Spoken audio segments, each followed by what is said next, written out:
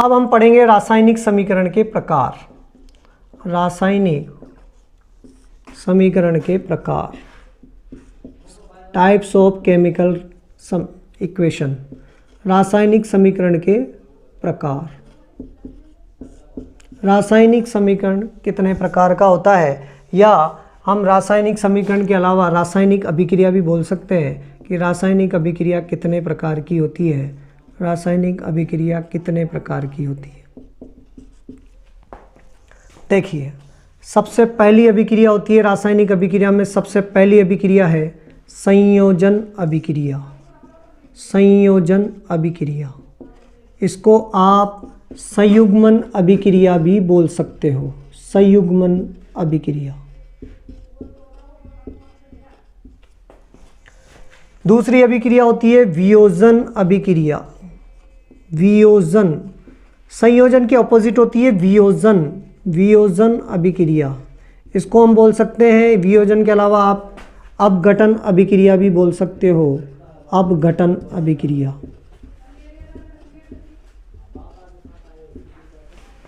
तीसरी जो अभिक्रिया होती है वो होती है विस्थापन अभिक्रिया। विस्थापन अभिक्रिया। विस्थापन अभिक्रिया। चौथी अभिक्रिया जो होती है वो होती है द्विविस्थापन अभिक्रिया। द्विविस्थापन अभिक्रिया।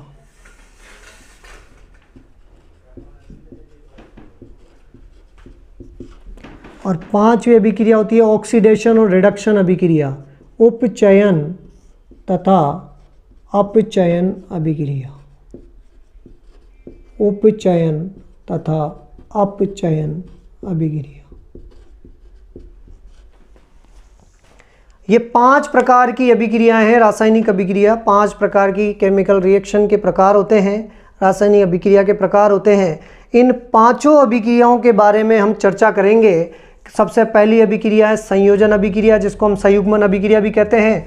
दूसरी वियोजन अभिक्रिया, जिसको हम अपघटन अभिक्रिया भी कहते हैं। तीसरी विस्थापन अभिक्रिया। चौथी द्विविस्थापन अभिक्रिया। और पांचवी सबसे ज़्यादा इम्पोर्टेंट, जिसमें से बोर्ड क्लास में सबसे ज़्यादा क्वेश्चंस पूछे जाते हैं, रिडक्शन तथा ऑक्सीडेशन अभिक्रिया। उपचयन तथा अपचयन अभिक्रिया।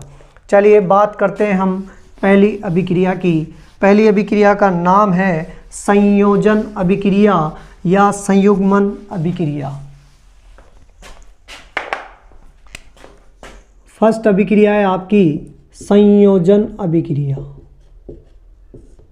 इसको आप संयुग्मन अभिक्रिया भी बोल सकते हो। संयोजन अभिक्रिया। संयोजन अभिक्रिया का मतलब क्या होता है कि मान लो ये ए कोई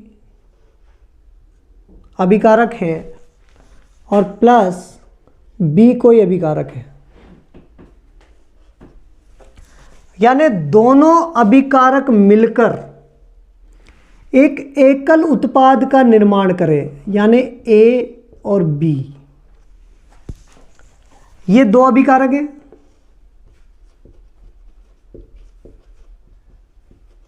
ये दोनों आपस में मिलकर केवल एकल उत्पाद का निर्माण करें, एकल उत्पाद का, तो ऐसी अभिक्रिया क्या कहलाएगी? संयोजन अभिक्रिया कहलाएगी। यानी कहने का मतलब अभिकारक 2 या 2 से ज़्यादा भी हो सकते हैं, लेकिन उत्पाद केवल कितना होना चाहिए? एक होना चाहिए। तो ऐसी अभिक्रिया क्या कहलाएगी? संयोजन अभिक्रिया कहलाएगी। यानी जैसे मानो अभी पहले ही एग्जाम्पल लिया था, Mg + O2 क्या बनेगा? 2MgO। यहाँ बैलेंस करेंगे 2। यानी कहने का मतलब 2 या 2 से अधिक अभिकारक मिलकर एकल उत्पाद का निर्माण करते हैं, तो वह अभिक्रिया क्या कहलाती है? संयोजन अभिक्रिया। यानी संयोजन अभिक्रिया की क्या डेफिनेशन होगी? 2 या 2 से अधिक अभिकारक, 2 या 2 से 2 हो या उससे अधिक, 2 या 2 से अधिक अभिकारक मिलकर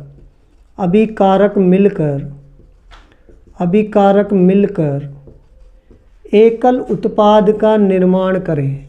एकल उत्पाद का निर्माण करते हैं, तो वह अभिक्रिया क्या कहलाती है? वह अभिक्रिया क्या कहलाएगी?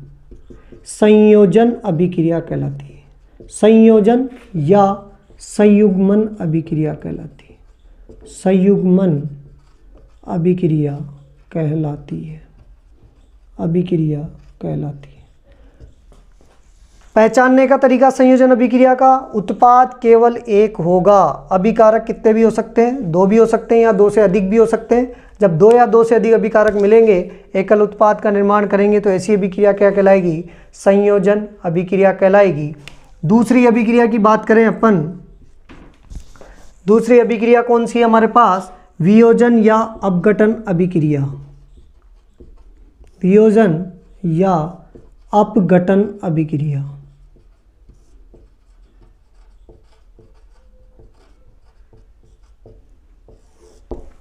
वियोजन या अपघटन अभिक्रिया। अपघटन का मतलब क्या होता है, अपघटन का मतलब होता है टूटना। टूटना, किसी भी पदार्थ को अगर हमें तोड़ना है तो उसको तोड़ने के लिए क्या देना पड़ेगा, ताप देना पड़ेगा। ताप देंगे जब वो पदार्थ क्या होगा, टूटेगा, यानी तभी उसका क्या होगा, अपघटन होगा। तो वियोजन या अपघटन अभिक्रिया की हम बात करें तो एक एग्जाम्पल लेते हैं। वियोजन अभिक्रिया में इसकी डेफिनेशन होगी कि एकल अभिकारक टूटकर छोटे छोटे उत्पाद बना दे, छोटे छोटे उत्पाद बनाता है, तो वह अपघटन अभिक्रिया कहलाती है। अपघटन या वियोजन अभिक्रिया कहलाती है। अभिक्रिया कहलाती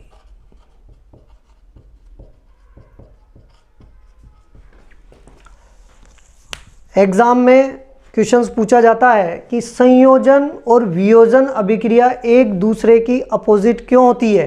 अपोजिट का मतलब संयोजन अभिक्रिया में 2 या 2 से अधिक अभिकारक हैं, उत्पाद एक बन रहा है, और वियोजन अभिक्रिया में अभिकारक केवल एक होगा और वो उत्पाद कितने होंगे, बहुत सारे। जैसे एग्जाम्पल लें, PbNO3 lead nitrate.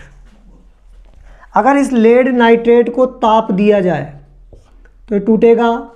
PbO lead oxide plus nitrogen dioxide plus nitrogen trioxide, ये 3 में टूटेगा। ठीक है, यहाँ पर अभिकारक 1 है और उत्पाद कितने हैं, 2 या 3। तो लेड नाइट्रेट, ये लेड नाइट्रेट है, लेड नाइट्रेट